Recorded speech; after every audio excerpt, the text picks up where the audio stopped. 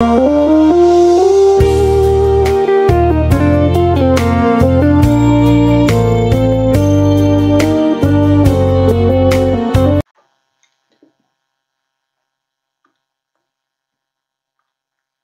to Sundar's lecture. This is lecture number 51, and in this lecture we are going to see Norton'S Theorem. And what are the topics we have seen in the previous class? We have taken a substitution theorem. And what is substitution theorem? So we have found what is the current through all the branches in a circuit. See, we have found here, and also the voltage drop across each components. Maybe here it is resistors. So what we have done, see here 4 ohms resistor carries 6 amperes of current. And what we have done here, we have just replaced this 4 ohms resistor with a 24 volt source. So it will be 6 into 4, voltage will be 24 volt.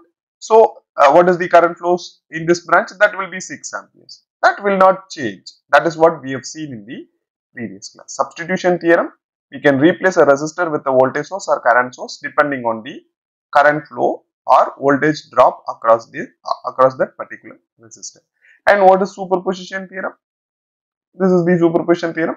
In superposition theorem, there will be a load resistance, and if you want to find what is the current through this particular load resistor, you need to activate individual sources to find the current in each branches. See, we have activated 20 volt source and we have deactivated 1 volt and 2 amperes. See, 1 volt source here, here the 20 volt source will be activated and 1 volt has been deactivated, that is short circuited here, and this 2 ampere source also deactivated by open circuiting the current source. And likewise we have done for the each sources. See, one thing you need to understand here, it is not mandatory to deactivate other sources by activating a single source. It can be you can also activate 2 sources at a time to find a current in 3 ohms resistor.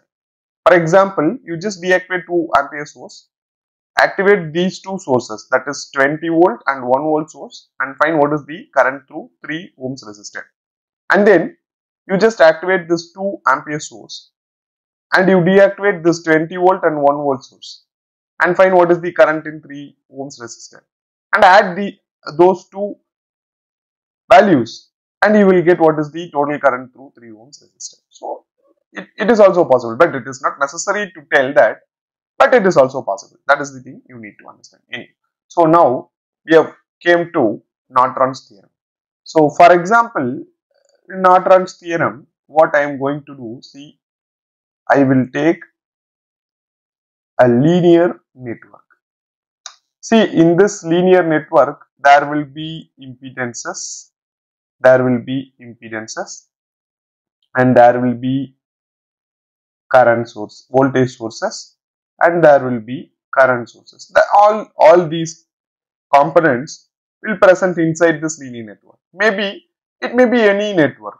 It can be connected in this way, or there are so many other ways are possible, right? I am just considering this to be a linear network. And in this linear network, I have just connected an impedance. Maybe we will call commonly impedance value, since it is also applicable to AC circuit. So an impedance between any two points inside the circuit. So I am just considering it to be A and B. And you see, what is the current flows through this resistor or impedance? I am just considering it to be IL, right? Now what you do, you just try to apply substitution theorem here. Apply substitution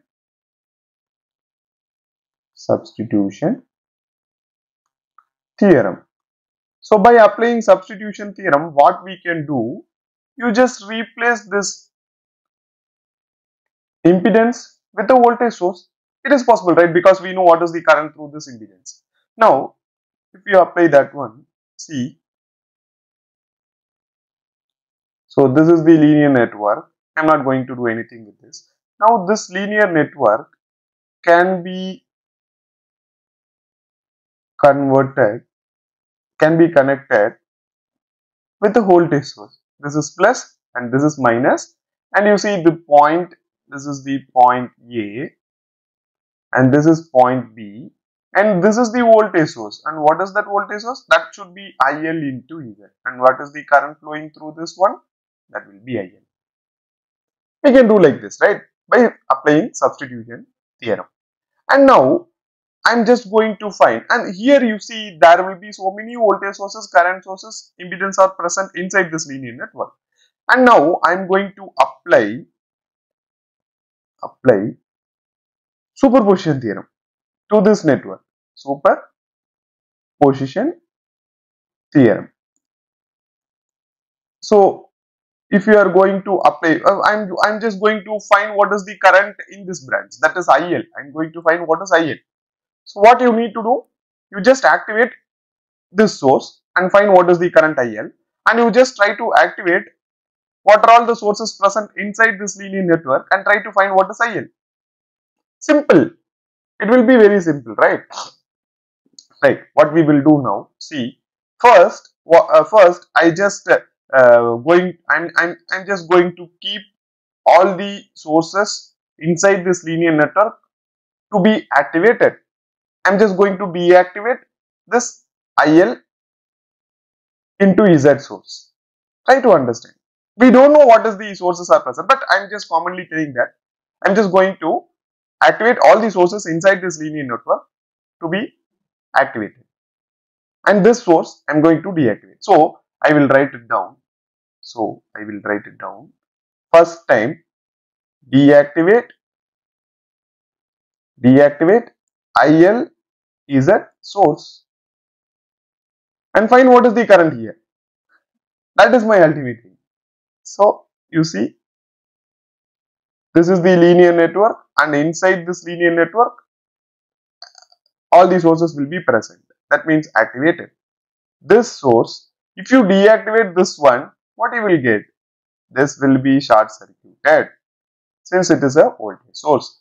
And now what you do, you just find a current here. That current I'm just considering it to be ISC. So here all the sources will be activated. I will write it here.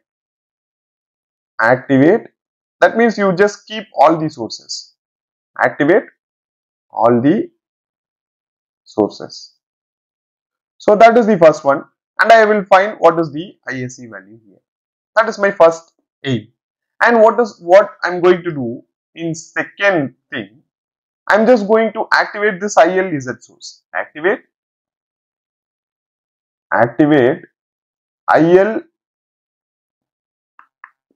ILZ source, and at the same time deactivate sources in linear network. Right? In linear network, deactivate means you need to open circuit current sources and short circuit the voltage sources. That is the thing, right? So now this circuit will be, this is linear network, and here you will have this value.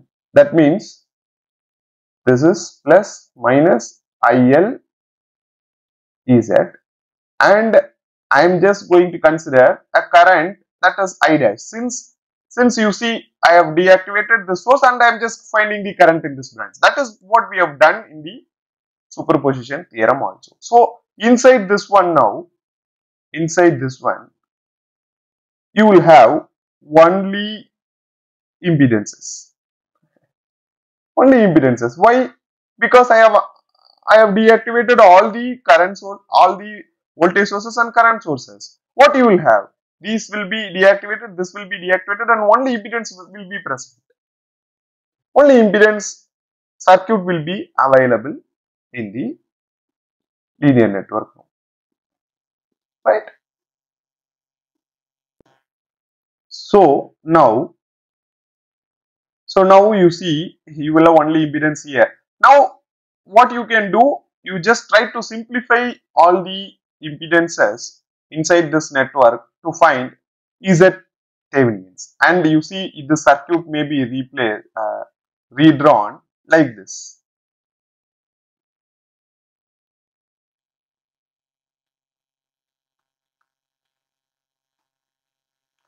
Redrawn like this. Maybe this is plus minus IL Z, and this current we are considering it to be I dash, and I am going to find what is I dash. And if you simplify all this one across this point A and point B, you try to understand, this is very important. This point A and point B, that should be there. So this value, which is nothing but it is Z Thevenins. We are calling it to be Z Thevenins. So this Z Thevenins, which is nothing but the equivalent impedance in the network across point A and point B. What is Z Thevenins? That should be equivalent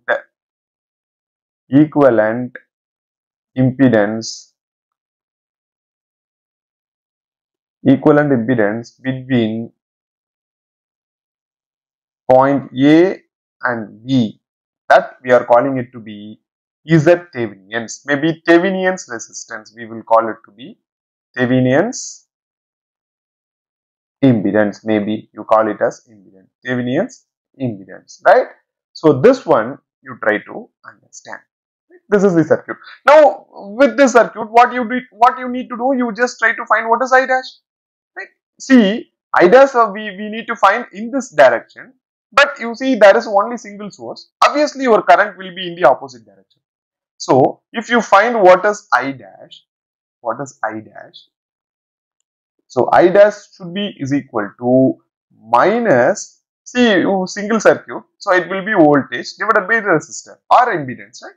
So it will be minus, since your current flow, natural current flow will be in the opposite direction. So it will be minus IL Z, that is voltage, divided by ZTH.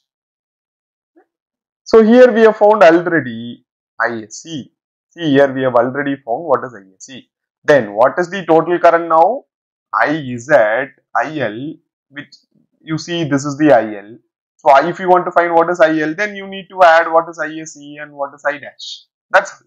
So IL will be is equal to, by superposition theorem, we are just going by ISC minus IL Z divided by ZTH, right? So this is the equation. And if you simplify this equation, bring IL one side and so many things, you do it by yourself, and you will get finally IL will be is equal to ISC into ZTH divided by Z plus ZTH. So this is the final answer you will get. If you simplify this equation, you just simplify this, you will get obviously this one. Now you see this is the final expression. We have taken this one. Final expression. And now looking into this expression, I can draw the circuit by myself. What is that circuit? See, there is a current source. There is a current source. This has to be the current source. And this current source is connected across a impedance.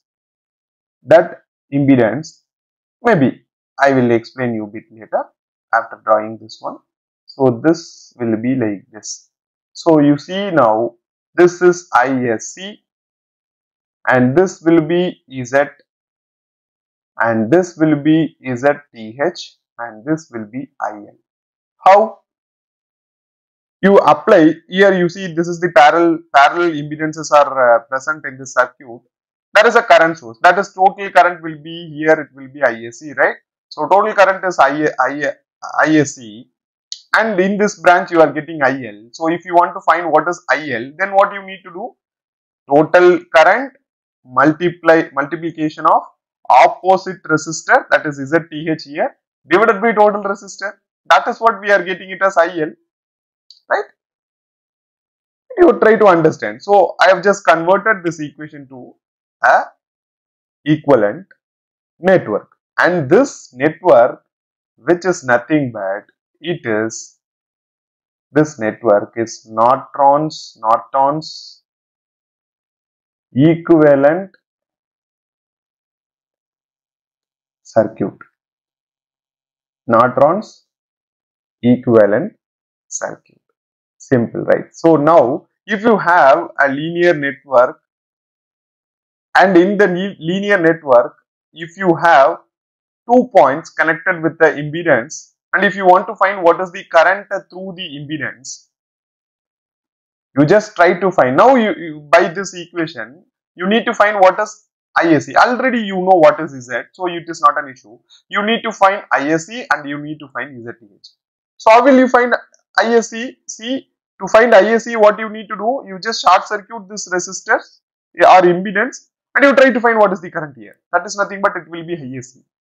And if you want to find what is ZTH, then what you need to do, you just take this linear, apart from this one, you don't consider this one, that this impedance connected points A and B.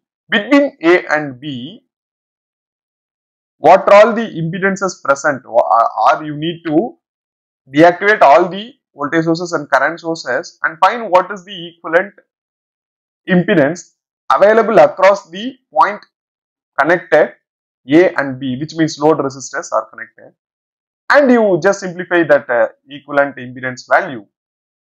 That will be ZTH, that is the Thevenin's resistance. So both are explained here. So this is how you need to find the current through Norton's, find the current through a resistance by Norton's theorem. So you go through this, we will take a problem in the next class and we try to solve that problem. You will get an idea. Thank you.